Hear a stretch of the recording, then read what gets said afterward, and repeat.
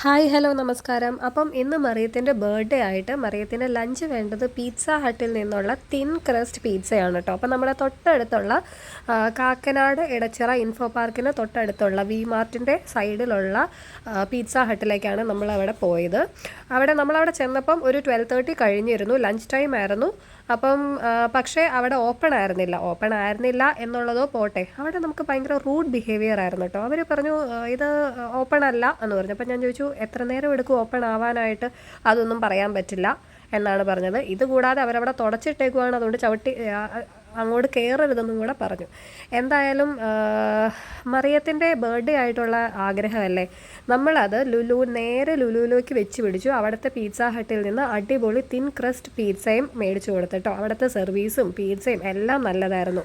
പിള്ളേർ ചെറിയ ചെറിയ ആഗ്രഹങ്ങൾ പറയുമ്പം അത് നടത്തി കൊടുക്കാൻ പറ്റുന്നതാണെങ്കിൽ നടത്തി കൊടുക്കണം എന്നാണല്ലോ.